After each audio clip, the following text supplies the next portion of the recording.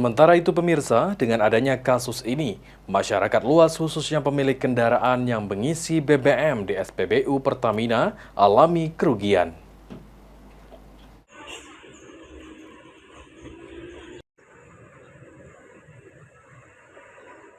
Pengendara pengguna minyak Pertamax di beberapa kios merasa dirugikan dengan adanya kasus korupsi dengan modus mencampur minyak Pertalite menjadi minyak Pertamax. Alamsyah, salah satu pengendara, mengatakan dengan adanya kasus ini sangat merugikan masyarakat, terutama pengguna Pertamax. Selain harganya yang tidak sesuai, dikhawatirkan bisa merusak mesin pada motor. Kami selaku masyarakat dirugikan, karena kan memang kondisinya seharusnya harga Pertamax ini isinya sesuai Pertamax, bukan dicampur begitu.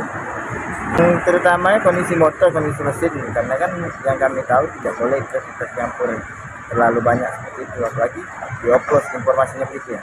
Harapannya sama-sama lah kita sebagai masyarakat, baik itu siapapun, agar benar-benar jujur ya, jangan sampai seperti itu ya.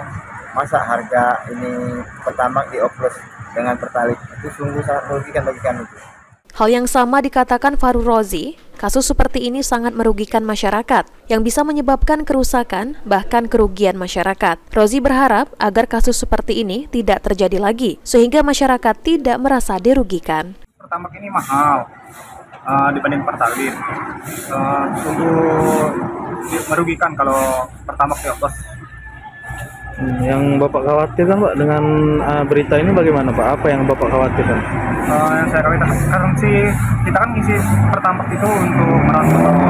Takutnya kalau dioplos nanti motornya rusak. Terakhir Pak, untuk harapan Bapak sendiri ke depannya bagaimana Pak dengan terkait berita ini Pak? Oke, harapan saya ke depan semoga tidak terjadi lagi hal seperti ini, karena lumayan harga Pertamax ini. Sangat merugikan ya. Sangat merugikan. Ridho Ilahi, PAL TV.